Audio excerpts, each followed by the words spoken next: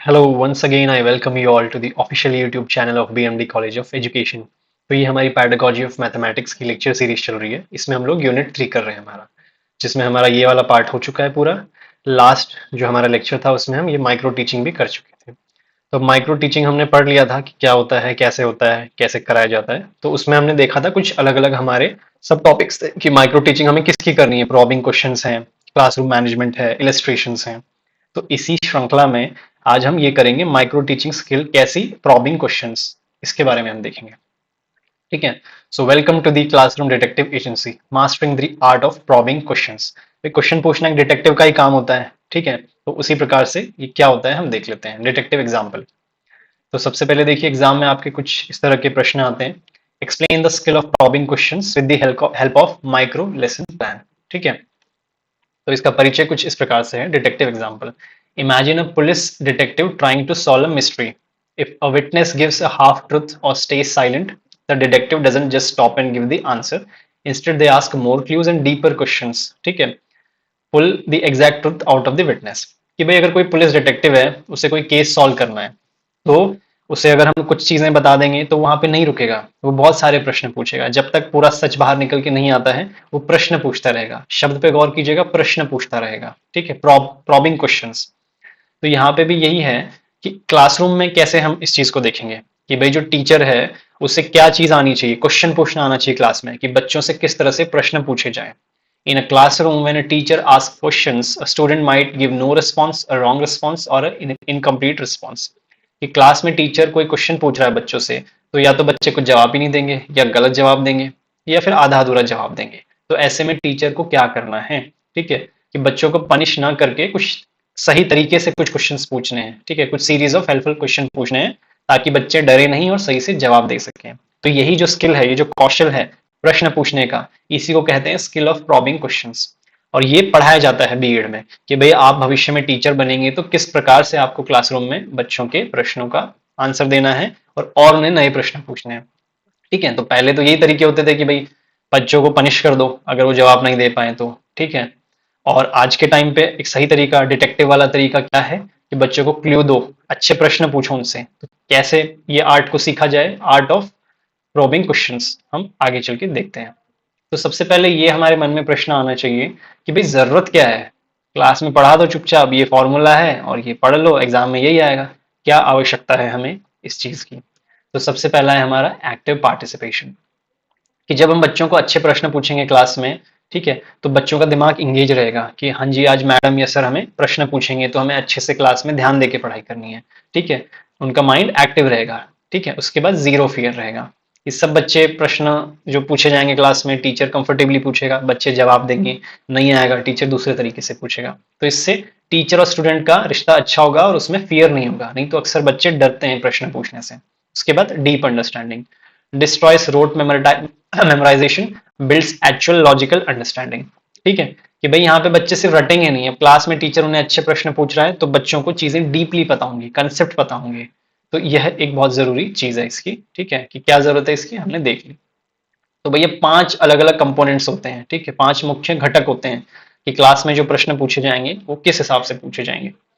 तो भाई जैसे कि मैंने बोला स्टार्टिंग में, डिटेक्टिव की तरह रहना है आपको। तो डिटेक्टिव की टूल किट होती है। ठीक है, एक डिटेक्टिव की टूल किट में क्या होता है, ये चीजें होती हैं। एक टॉर्च होगा, मैग्नीफाइंग ग्लास होगा, हम बचपन से देखते आ रहे हैं कार्टून्स में। एक चश्मा होगा, वॉकी टॉकी होगा। तो उसी प्रकार से टीचर को क्लासरूम में प्रश्न पूछने के लिए ये 5 तरीके हैं उसके पास। कैसे? पहला है प्रॉम्प्टिंग। ठीक है। दूसरा है सीकिंग फर्दर इंफॉर्मेशन। तीसरा है रीफोकसिंग। चौथा है रीडायरेक्शन और लास्ट वाला है इंक्रीजिंग क्रिटिकल अवेयरनेस। ये 5 गैजेट हैं। तो हम वन बाय वन करके सभी को देख लेते हैं। सबसे पहला है प्रॉम्प्टिंग, या हिंदी में हम कहें तो संकेत देना। तो इसमें क्या होगा कि टीचर को कब यूज करना है, when to use. The student is completely stuck और रॉन्ग। कि टीचर ने क्लास में कुछ पूछा कि बच्चा ये बताओ। टीचर ने पूछा, एग्जाम्पल क्या पूछा, what is the capital of India. अब बच्चे को आता ही नहीं है या बच्चा अटक गया, तो अब टीचर क्या करेगा कि बच्चे को हिंट देगा। ठीक है, हिंट देगा, लाइट जलाएगा, बच्चे की आंखें खुल जाएं कि भाई चलो तुम, मैं लाइट जला रहा हूं, तुम बढ़ो आगे। लाइट जलाना मतलब कि बच्चे को गाइड कर रहे हो आप, उसे डरा नहीं रहे हो। तो अब टीचर क्या बोलेगा कि बच्चे कोशिश करो, जो भारत की राजधानी है वो एन शब्द से स्टार्ट होती है और एंड किससे होती है, दिल्ली से। तो बच्चा तुरंत समझ जाएगा न्यू दिल्ली, ठीक है, न्यू दिल्ली। तो ये पहला तरीका हो गया जिसे हम बोलते हैं प्रॉम्प्टिंग, संकेत देना। ठीक है, टीचर ने संकेत दिया बच्चे को। दूसरा क्या है हमारा, सीकिंग फर्दर इंफॉर्मेशन या अधिक जानकारी प्राप्त करना। इसमें क्या होता है हमारा, ये कब यूज किया जाता है कि the answer is only half right और इनकम्प्लीट, कि बच्चे ने क्लास में जो जवाब दिया प्रश्न का वो आधा दिया, पूरा कंप्लीट जवाब नहीं दिया। एग्जाम्पल, टीचर ने पूछा कि भाई ट्राइंगल क्या होता है बताओ, व्हाट इज ट्राइंगल। तो एक बच्चे ने कहा कि मैडम ये ना एक शेप होता है, ठीक है, आधा जवाब दे दिया। तब टीचर का ये कर्तव्य है कि इसको जूम करे और, ठीक है, सीकिंग फर्दर इंफॉर्मेशन, ठीक है, मैग्नीफाइंग ग्लास जैसे हम इस्तेमाल करते हैं, कि भाई बच्चे ने आधा तो दे दिया जवाब, अब मैं इससे और चीजें खुजवाऊं थोड़ी सी। टीचर क्या पूछेगा कि tell me more, how many sides does this shape have, कि भैया तुमने बता दिया ट्राइंगल एक शेप तो है, अब इसकी कितनी साइड होती है ये मुझे बताओ। तो ये हमारा सेकंड टाइप हो गया प्रश्न पूछने का क्लास में। थर्ड टाइप क्या है, रीफोकसिंग या पुनः केंद्रीकरण। ठीक है, इसमें क्या होता है, कब यूज करना है टीचर को ये, the student gives the correct answer, कि बच्चे ने भाई सही जवाब दे दिया। मान लीजिए बच्चे ने जवाब दिया प्रश्न का क्लास में कि जो पानी होता है वो मैडम 100 डिग्री पे बॉईल होने लग जाता है। तो टीचर उसे वेरी गुड तो बोलेगा ही, बट वापस टीचर को उसको रिफोकस करवाना है। कैसे, टीचर उसे ये कहेगा कि correct now how is this fact useful when mom कुक्स food in the kitchen, कि भाई 100 डिग्री जो होता है वो बॉइलिंग टेम्परेचर है, तो तुम ये बताओ कि तुम्हारी मदर से इसका क्या लेना देना है, वो किचन में खाना बनाती है। ठीक है, तो इस तरह से सही जवाब में और एक नया प्रश्न टीचर ने ऐड कर दिया। तो इससे क्या होगा, क्या फायदा होगा कि बच्चे को रियल वर्ल्ड का नॉलेज मिलेगा। ठीक है, नेक्स्ट क्या तरीका है हमारा, रीडायरेक्शन, या जिसे हम कहेंगे पुनः निर्देशन। इसको कब यूज करेगा teacher, total silence create a massive group discussion, कि क्लास में बच्चे शांत हो गए एकदम, टीचर ने कुछ प्रश्न पूछा एक बच्चे से और बच्चा एकदम शांत हो गया, क्लास में शांति है। तो टीचर इस शांति को तोड़ते हुए क्या करेगा, वॉकी टॉकी से, मतलब मैं आपको समझाने के लिए कह रहा हूँ, एक बैकअप बुलाएगा। ठीक है, कि उस बच्चे को छोड़ के बाकी बच्चों से प्रश्न पूछेगा कि रमेश व्हाट इज 2+2।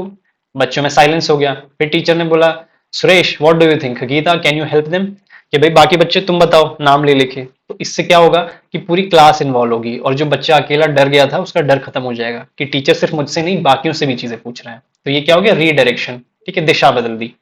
ठीक है, अब नेक्स्ट हमारा क्या है, इंक्रीजिंग क्रिटिकल अवेयरनेस, आलोचनात्मक जागरूकता बढ़ाना। तो इसमें कब यूज करना है कि बच्चों ने एकदम 100% करेक्ट जवाब दे दिया। एग्जाम्पल, टीचर ने पूछा कि भाई एरिया ऑफ रेक्टेंगल क्या होता है, बच्चे ने बोला मैडम एरिया ऑफ रेक्टेंगल होता है लेंथ गुणा में ब्रेथ। ठीक है, तो अब इसके बाद क्या करेगा टीचर, और एक कदम आगे जाएगा कि भाई सही बोल रहे हो तुम, absolutely correct, but how can you prove this logically, कि भाई इसको तुम प्रूव करके बताओ लॉजिकली। तो यहाँ पे यही है, जब बच्चा 100% आंसर दे तो उसे और थोड़ा सा डीप में जाके पूछो। इसका क्या फायदा होगा, it proves deep understanding not just memory. इससे ये साबित होता है कि बच्चा सिर्फ फॉर्मूला नहीं रट रहा है, उसे डीप अंडरस्टैंडिंग है। तो ये हमारे 5 मेथड हमने देख लिए। ठीक है, एक शॉर्ट में मैं समरी बता देता हूँ इनकी वापस से, ताकि आपका कंफ्यूजन दूर हो जाए। तो बेसिकली 3 ही तरह के जवाब होंगे, या तो बच्चा ब्लैंक हो जाएगा, कोई जवाब नहीं देगा, या फिर बच्चा आधा अधूरा जवाब देगा, या फिर बच्चा 100% करेक्ट जवाब देगा। तो मान लीजिए बच्चे ने 100% करेक्ट जवाब दिया, तो इस केस में हमारे पास 2 मेथड्स बचते हैं। सबसे पहला है रीफोकसिंग। ठीक है, रीफोकसिंग मतलब जिसको हमने रियल लाइफ से जोड़ दिया कि भाई 100 डिग्री सेल्सियस अगर बॉइलिंग टेम्परेचर है तो किचन में इसका क्या काम है बताओ, रियल लाइफ से हमने जोड़ दिया। ठीक है, या फिर दूसरा मेथड टीचर क्या करेगा कि उसमें एक और क्वेश्चन पूछेगा कि भाई बताओ ऐसा क्यों है, लॉजिकली प्रूव करके बताओ कि लेंथ इनटू ब्रेथ जो तुमने बताया इसको प्रूव करके बताओ। ठीक है, तो ऐसा टीचर कब करेगा, जब 100% स्टूडेंट राइट जवाब देगा। नेक्स्ट क्या है, स्टूडेंट इज हाफ राइट, कि बच्चे ने आधा अधूरा जवाब दिया। तो आधा अधूरा जवाब दिया तो टीचर जो है वो फर्दर इन्फॉर्मेशन सीख करेगा, मैग्नीफाई करेगा। क्या मैग्नीफाई करेगा टीचर, यहाँ पे ट्राइंगल वाला एग्जांपल याद कीजिए। स्टूडेंट ने बोला कि भाई ये कोई शेप होता है, तो टीचर पूछेगा भाई इस शेप की कितनी साइड होती हैं, इस तरह से प्रश्न पूछेगा। और सबसे आखिरी केस है कि बच्चा जो है वो ब्लैंक है, साइलेंट है, उसको कोई जवाब आंसर ही नहीं आता। तो ऐसे केस में टीचर ये 2 मेथड डिप्लॉय करेगा, क्या, रीडायरेक्शन और प्रॉम्प्टिंग। रीडायरेक्शन में क्या था कि बाकी बच्चों को इन्वॉल्व करेगा टीचर, कि रोहन तुम भी बताओ, सोनिया तुम भी बताओ।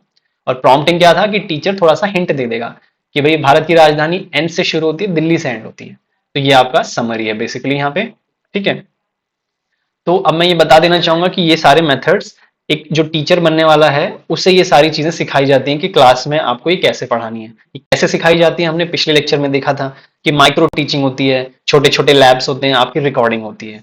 तो जब आपकी रिकॉर्डिंग हो रही है लैब्स में, सुपरवाइजर के अंडर में आप सीख रहे हो, तो आप कितना अच्छा सीख रहे हो, कितना अच्छा नहीं सीख रहे हो, इसको भी ऑब्जर्व किया जाता है और इसकी रेटिंग दी जाती है कि भाई ये सारी चीजें आप कितनी अच्छी सीख रहे हो। तो एक स्केल बनाया जाता है सुपरवाइजर्स द्वारा इन बीएड के स्टूडेंट्स के लिए, और उस स्केल पे ये मापा जाता है कि आप कितने अच्छे हो, आपको 0 मार्क्स मिल रहे हैं या आपको 6 मार्क्स मिल रहे हैं। 6 मार्क्स यानी एक्सीलेंट, आप अच्छे से कर रहे हैं, एज अ टीचर आप अच्छा करेंगे, और 0 यानी आप कमजोर हैं, आप को और मेहनत की आवश्यकता है। तो ये बेसिकली कुछ नहीं है, यहाँ पे ये आपको एग्जाम में अपना लिखना है, ठीक है, क्योंकि पैडागोजी हम पढ़ रहे हैं और माइक्रो टीचिंग पढ़ रहे हैं। तो माइक्रो टीचिंग में टीचर पढ़ाना सीख रहा है कि कैसे पढ़ाया जाए, तो अगर वो पढ़ा रहा है तो उसे भी तो कोई जज करेगा, तो वो जज का ये स्केल है, ये आपको एग्जाम में मेंशन करना है मार्क्स के लिए, कंटेंट के लिए, ठीक है। How to write a micro lesson plan for this skill, ठीक है। तो अगेन जैसा कि मैंने कहा कि आप सीख रहे हो कैसे पढ़ाना है, तो ये ऊपर जो सारी इंफॉर्मेशन मैंने आपको बताई कि भाई इस तरीके से हम लोग, बच्चा साइलेंट हो तो ये करेगा ये करेगा, तो एग्जाम में आपको ये सारी चीजें डिफाइन करनी है।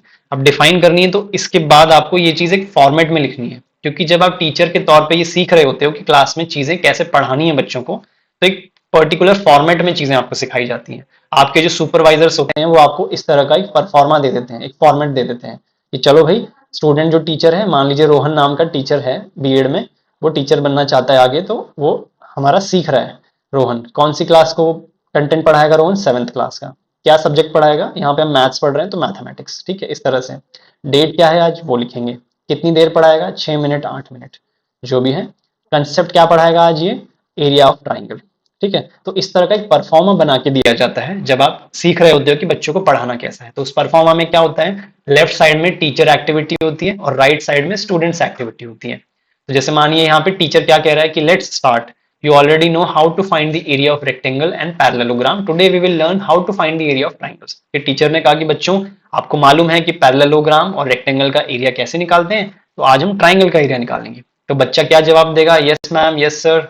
उसके बाद टीचर क्या बोलेगा next? How can we classify triangles, कि हम ट्राइंगल्स को कैसे क्लासिफाई कर सकते हैं, कितने टाइप के ट्राइंगल्स होते हैं, कैसे कैसे होते हैं। तो यहाँ पे या तो बच्चे साइलेंट हो जाएंगे, जैसा हमने पढ़ा था ना, या तो बच्चा साइलेंट हो जाएगा, ठीक है, या फिर बच्चा आधा अधूरा आंसर देगा, ठीक है, हाफ आंसर देगा, या बच्चा 100% करेक्ट आंसर देगा, ठीक है। तो यहाँ पे देखिए बच्चे ने जवाब दे दिया, तो उसके बाद अब टीचर जो है वो अगला प्रश्न पूछ रहे हैं कि look at these triangles shown below, ठीक है, यहाँ पे ये ट्राइंगल दिया हुआ है, ये ट्राइंगल देखो आप लोग, ठीक है। अब जैसे टीचर ने रखा तो एक बच्चा बोल गया, मैडम ये राइट एंगल ट्राइंगल है, मैडम ये एक्यूट एंगल है, मैडम ये ऑप्टिज एंगल है, ठीक है। अब टीचर ने यहाँ पे 100% करेक्ट कर दिया, ठीक है। तो अब टीचर आगे और क्वेश्चन पूछेगा करेक्ट होने के बावजूद भी। टीचर ने क्या पूछा? Good, why triangle one is called a right angle triangle. Teacher ने क्वेश्चन पूछा, क्यों पूछा ये क्वेश्चन? अभी हमने ऊपर पढ़ा था, क्या पढ़ा था, ठीक है, कि जब 100% राइट होगा बच्चा, ठीक है, ये वाला मेथड अभी आ जाते हैं। अगर स्टूडेंट 100% राइट होगा तो टीचर क्रिटिकली एनालाइज करवाएगा उससे कि ऐसा क्यों है, ये बताओ मुझे, ठीक है। तो इस तरह से आपको एग्जाम में क्या करना होगा कि ये एक इस तरह से पूरा आपको ये चार्ट बना के एक्सप्लेन करना होगा। ऊपर वाला एक्सप्लेनेशन तो लिखना ही है, ये भी लिखना है, क्योंकि एक परफॉर्मा होता है, इस तरह से चीजें सिखाई जाती हैं। तो इसमें वही इंफॉर्मेशन है जो ऊपर लिखी थी, आप इसको पॉज करके देखिए, इस तरह से आप कुछ भी टॉपिक इसमें डाल सकते हैं अपना। तो फिलहाल इस लेक्चर में इतना ही, इसका कंक्लूजन हम देख लेते हैं।